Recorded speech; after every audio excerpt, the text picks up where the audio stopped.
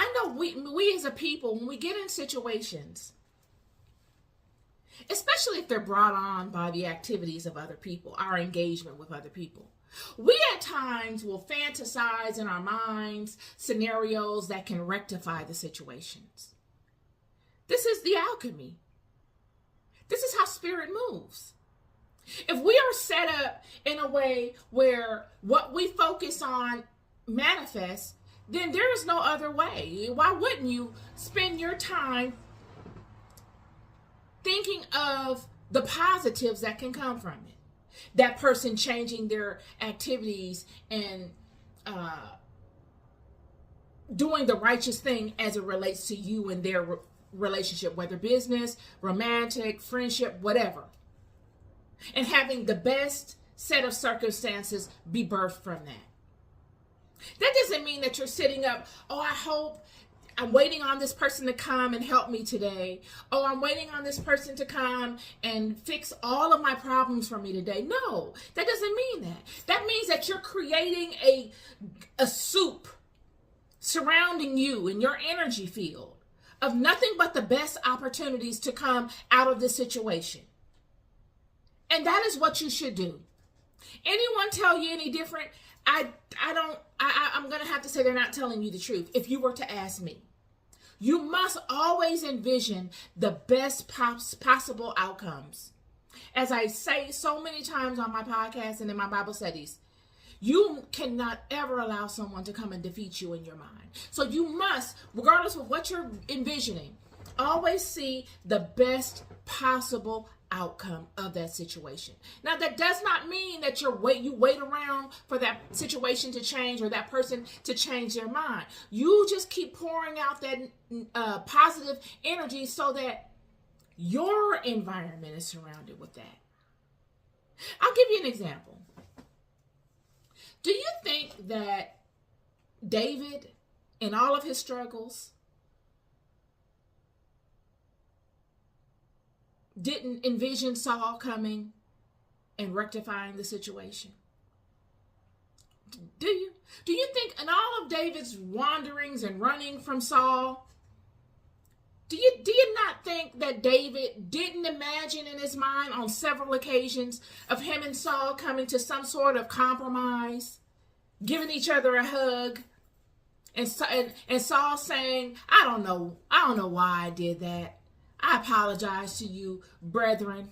And David saying, I accept your apology, and it being truthful, and they live happily ever after. I'm willing to bet money that David thought those things in his mind at times, because that's what we do. You could see it in David's actions. The way that David was so patient with Saul, the way that David aligned to the will of God and didn't make it about him. He allowed the law of God to humble him in his actions toward Saul. And in doing so, you must know that there would be no other thought process that would default to him, but at times to desire a peaceful outcome between he and his brethren Saul. But surely there were times when David was heated and angry with Saul that he saw him overtaking Saul, thus never allowing anyone to defeat him mentally. When you look at Joseph and all Joseph's travels, do you think that Joseph didn't imagine in his mind him getting help from his brothers while he was in the pit, or even when he was sold to slavery in Egypt? You don't think Joseph ever sat up at night, or while he was working in the prison or working in Potiphar's house before going into the prison, of his brothers showing up one day with his father, and everybody has open arms and they're embracing and crying and apologizing to one another, and them coming to proactively help Joseph and right the wrong that they did to Joseph? Do you not think Joseph ever thought of these things? I'm sure he did. there's no doubt in my mind that he did. Yet Joseph nor David was waiting on these people to come and save them. They allowed life to continue to happen. They stayed in alignment with God.